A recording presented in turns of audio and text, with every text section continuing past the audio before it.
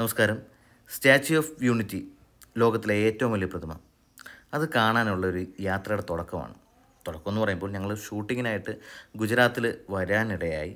അവിടെ സുരേന്ദ്രനഗറിലായിരുന്നു ഞങ്ങളുടെ താമസം. അവിടെ നിന്ന് ഏകദേശം ഒരു 3 മണിയോട് കൂടിയുള്ളൊരു ട്രെയിനിൽ കയറി ഞങ്ങൾ ഏകദേശം എനിക്ക് തോന്നുന്നു 7 മണി കഴിഞ്ഞപ്പോഴത്തേക്കും ഞങ്ങൾ വഡോദര റെയിൽവേ സ്റ്റേഷനിലെത്തി.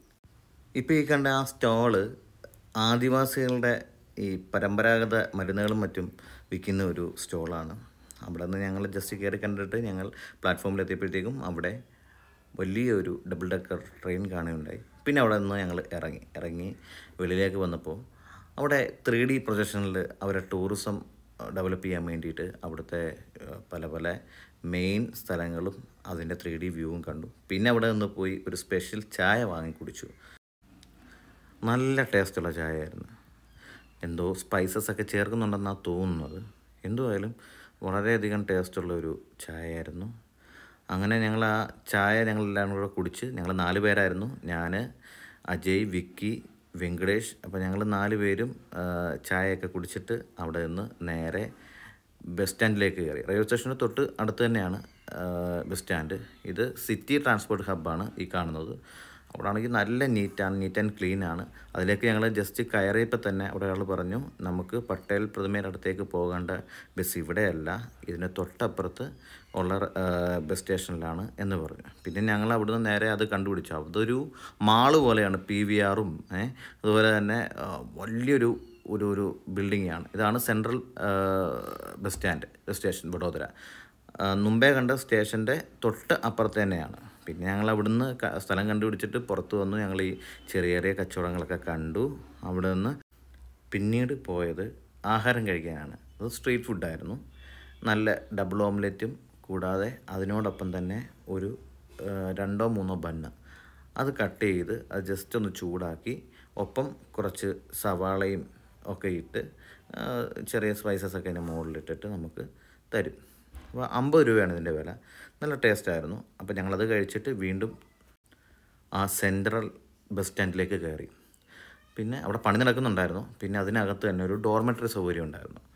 ആളൊന്നുക്ക് ഏകദേശം 350 രൂപയാണ് റേറ്റ്. അവിടെ AC ആണ്. അതുപോലെ തന്നെ നമുക്ക് കംഫർട്ടാണ്. നീറ്റ് ആൻഡ് ക്ലീൻ ആയിട്ടുള്ള ബാത്റൂം സൗകര്യം, പിന്നെ കുടിക്കുന്ന വെള്ളം, ഷവർ ചെയ്യാനുള്ള സൗകര്യം, അതെല്ലാം ഉണ്ട്. പിന്നെ ഇതിൻ്റെ അഡ്രസ്സ് ഞാൻ ഇതിനകത്ത് മെൻഷൻ ചെയ്തിട്ടുണ്ട്. ആർക്കെങ്കിലും വേണമെങ്കിൽ ഉപകാരപ്പെടും. പിന്നെ അവിടുന്ന് രാവിലെ തന്നെ 6 മണിക്കുള്ള ബസ്സിൽ, ലോ ഫ്ലോർ ബസ്സിൽ ഞങ്ങൾ യാത്ര തിരിച്ചു. ഏകദേശം ഒരു 7:30 കൂടി ഞങ്ങൾ സ്റ്റാച്യു ഓഫ് യൂണിറ്റിയുടെ അടുത്ത് എത്തിയുണ്ടായി. ദൂരെ നിന്നുള്ള ഒരു കാഴ്ച തന്നെ കാണുമ്പോൾ നമുക്കൊരു നേരിട്ട് കാണുമ്പോഴേ അതിൻ്റെ ഒരു ഫീല് നമുക്ക് മനസ്സിലാകത്തുള്ളൂ. കണ്ടില്ലേ? അപ്പോൾ അങ്ങനെ ഞങ്ങൾ ഏകദേശം ഒരു 7-7:45 കൂടി സ്റ്റാച്യു ഓഫ് യൂണിറ്റി എത്തി. അവിടെ ആ കാണുന്നതൊക്കെ പിങ്ക് ഓട്ടോസാണ്. അപ്പോൾ അവിടെ ഈ സ്ത്രീകൾക്ക് വേണ്ടിയിട്ട്, സ്ത്രീകളുടെ ഉന്നമനത്തിന് വേണ്ടിയിട്ട് സർക്കാരായിട്ട് കൊടുത്തിരിക്കുന്ന സംവിധാനമാണ്. പിന്നെ ടിക്കറ്റ്, ഇതാണ് ടിക്കറ്റ് കൗണ്ടർ. കാരണം ഞങ്ങൾക്ക് കൃത്യമായിട്ട് അറിയത്തില്ലായിരുന്നു ഇവിടുത്തെ കാര്യങ്ങൾ. ഞങ്ങൾ അവിടെ ചെന്നിട്ട് ടിക്കറ്റ് എടുത്ത് നമ്മൾ 380 രൂപയാണ് ടിക്കറ്റ് റേറ്റ്.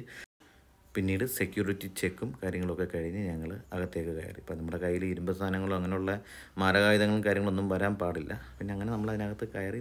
കണ്ടില്ലേ, മലയാളം കണ്ടില്ലേ? ഒരൊറ്റ ഭാരതം ശ്രേഷ്ഠ ഭാരത് കണ്ടപ്പോൾ ഉള്ള സന്തോഷം വേറെയായിരുന്നു.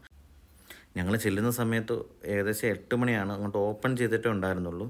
ആ സമയത്ത് അതായത് കുറച്ച് ആൾക്കാരെ ഉണ്ടായിരുന്നു. ഏകദേശം എനിക്ക് തോന്നുന്നു 10-30-40 പേരങ്ങണ്ടേ ഉണ്ടായിരുന്നുള്ളൂ. അങ്ങനെ ഞങ്ങൾ യാത്ര ആരംഭിച്ച് അകത്തേക്ക് പോയി. അകത്തേക്ക് പോകുമ്പോൾ നമുക്ക് സൈഡിലായിട്ട് നർമ്മദാ നദിയും അതിൻ്റെ അത്യാവശ്യം വെള്ളമൊക്കെ പറ്റിയ ഒരു അവസ്ഥയിലാണ് ഞങ്ങൾ കണ്ടത്. അത്യാവശ്യം മഴയൊക്കെ ഉള്ളൊരു ടൈമായിരുന്നു. ഈ പ്രതിമ നമ്മൾ നേരിട്ട് കാണുമ്പോഴൊരു ഫീല് അത് പറഞ്ഞറിയിക്കാൻ പറ്റാത്തതാണ്. അങ്ങനെ നമ്മൾ സ്റ്റാച്യുവിൻ്റെ അകത്തേക്ക് എൻട്രൻസിലോട്ട് കയറി. അതിൻ്റെ പ്രാരംഭഘട്ടത്തെ മോദിജിയുടെയും ഫോട്ടോസും അതിൻ്റെ പൂജ കാര്യങ്ങളൊക്കെയാണ് അവിടെ ഉള്ളത്. അതിനകത്ത് കുറേ ഗ്യാലറി ഫോട്ടോസും അതിൻ്റെ വിവിധ ഘട്ടങ്ങളും എല്ലാം അതിനകത്ത് കൊടുത്തിട്ടുണ്ട്. പ്രതിമ എങ്ങനെ നിർമ്മിച്ചു എന്നുള്ളതും അതിൻ്റെ പല സ്റ്റേജുകളും കാര്യങ്ങളും ഒക്കെ കൊടുത്തിട്ടുണ്ട്.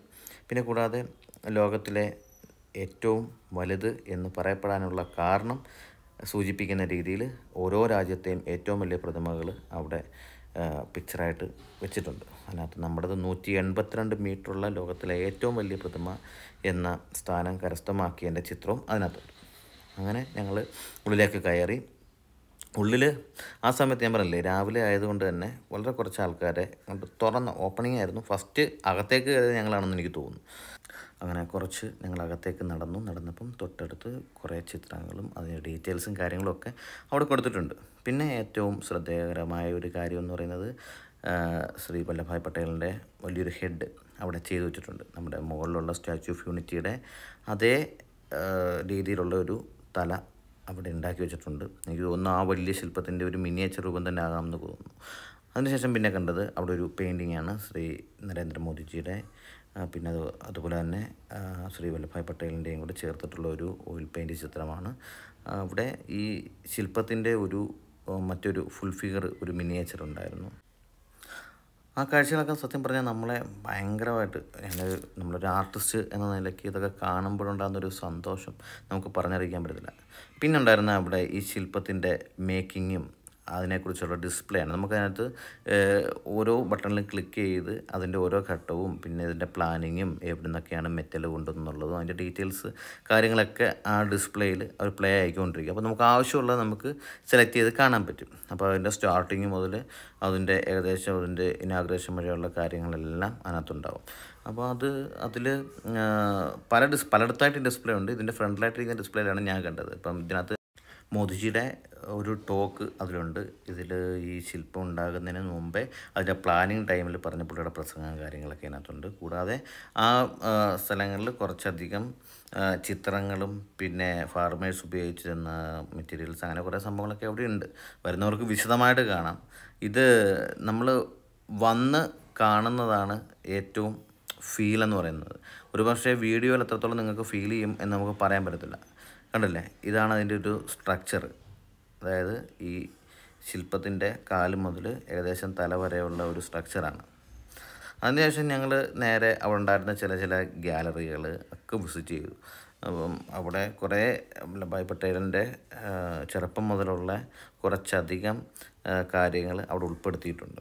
പിന്നെ അവിടുന്ന് ഞങ്ങൾ നമ്മുടെ ഇന്ത്യയിലെ പല ഇപ്പോൾ വൈൽഡ് ലൈഫ് ആണെങ്കിലും അല്ലെങ്കിൽ നമ്മുടെ ഹിസ്റ്ററിക്കലായിട്ടുള്ള പല ബുക്സും പല ഇൻസ്റ്റലേഷൻ ആർട്ടുകളും ഒക്കെ ഉണ്ട്. അതുകൊണ്ട് ഇതൊരു ഡാം മോഡൽ ഒരു തിയേറ്ററാണ്. ഇതിനകത്ത് ഈ ഡാമിൻ്റെ ഈ മേക്കിങ്ങിനെ കുറിച്ചും ഒക്കെ അതിനകത്ത് കാണിക്കുന്നുണ്ട്, വിഷ്വൽ കാണിക്കുന്നുണ്ട്. പിന്നെ അവിടുന്ന് ഞങ്ങൾ നേരെ പോയത് ഇതിൻ്റെ ഏറ്റവും മർമ്മപ്രധാനമായ ഒരു ഭാഗത്തേക്കാണ്. പട്ടേലിൻ്റെ ഈ ചെസ്റ്റ് ഭാഗത്താണ്. അവിടെ നിന്നുള്ളൊരു വ്യൂ ആണ്. അവിടെ നിന്നിട്ട് നമുക്ക് ഡാമിലേക്കുള്ള ഒരു വ്യൂ പോയിൻ്റ് ഉണ്ട്. അപ്പോൾ അവിടെ ചെന്നു.